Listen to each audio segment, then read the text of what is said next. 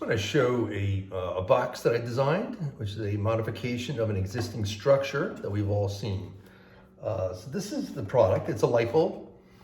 This was DTC. Ordered it from Home Depot, and they don't have it at retail, so it comes directly from the manufacturer, and this is the carton it came in. And this was thrown into a kind of a bubble wrap bag. This is a $35 light bulb, and it goes up to about, I don't know, $65, $70 for variations of this. So I just think it's kind of an underwhelming presentation.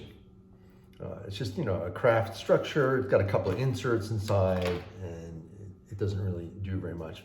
But the product itself is quite interesting. It's a unique light bulb. They make grow lights and other UV accurate type light structures. But the product itself is quite interesting. So I've done some other structure. I did the SBS structure for this, so we've all seen this a couple times now. So I keep doing packages for this thing because I think it's an interesting shape. So with that in mind, I want to just take, this is a subtle variation on a box structure that we all know. This is a double end wall. This is an existing box I just had laying around. It just illustrates the whole principle of a double end wall. So we have these flaps that come in, and this folds around, and we lock in, and it snaps into the bottom, and it creates a very nice, strong structure on that wall. And then it happens on both sides. This one, which is interesting, they started using some of this material on the inside by folding these flaps in there. Probably held a tray or something was on top. They were stacking things on there. So they're starting to use that material as the packing material. So I think that's interesting as a start. So again, this whole closure comes across, and then we have the locking tab. So this is pretty common, double end wall, and quite often they call them mailer boxes now because it is quite strong. Again, the fluting is running in this direction, so the downward pressure is very robust on that. So with that in mind, I just want to talk about evolving that kind of structure into a different type of a die line. So this is a die where I'm doing a very similar thing. I have my end flaps that come in from the back and from the front. So all I'm doing is taking the double end wall and using that, extending the material a little bit further, and then using that to create my filler. So now I don't necessarily have an outer box and a filler, but I'm trying to incorporate that into one setup structure, a non-glued structure, which will present the light bulb in a better view. So right now, looking down the top, it's kind of underwhelming. I just wanted to present it on its side. So when you open it up, you can see it in its entirety. And it's just, I think, a little bit more of an attractive presentation.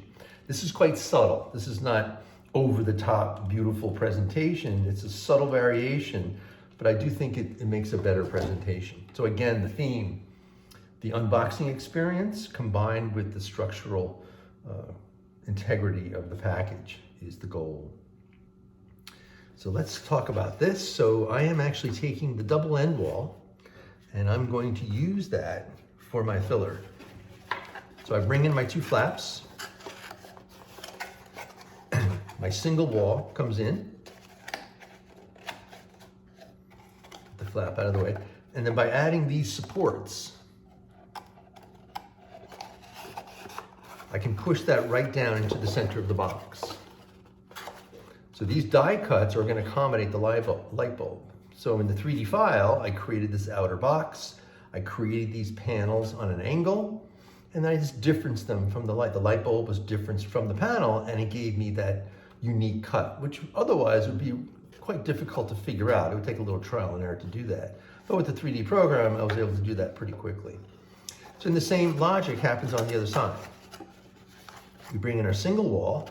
Now I have my cut very close to the edge here. It's a bit fragile, because I do have my fluting running in this direction, so that's a very weak little area.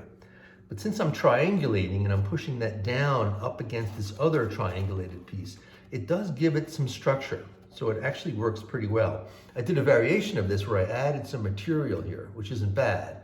I just didn't compensate for the extra space that took up, so it didn't work as well. But this original one is not bad. So pushing this in, and pushing that right down into the center, and they hold each other in. So it's just like a double end wall that we have here, But instead of leaving the material and not utilizing it, I'm taking it and making it part of my filler. So I still have a very strong downward pressure on this. My fluting is in the same direction. Not only is it strong, but I have triangulation going on here at the same time. So it is a very strong structure.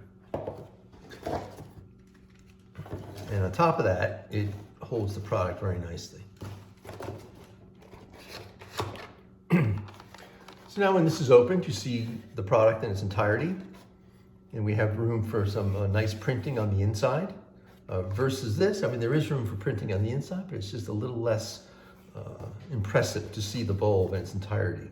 Especially the price point for this bulb, I think, is relatively high. So instead of bringing my flaps straight in, like a traditional double wall, and then coming across and locking on the top, I am folding these in, and they are going to lay on these triangular sections. So again, I'm creating quite a bit of strength there and pushing that down. That's holding down those inserts and making sure the integrity of the structure is completely intact. So I had this locking tab to hold that in. So again, this would be taped, and probably strategically taped in such a way that you'd have to break the seal to get into it, but then it makes it quite a nice opening unboxing experience. So that's it, subtle variation of a double end wall and using the material to create our internal structure.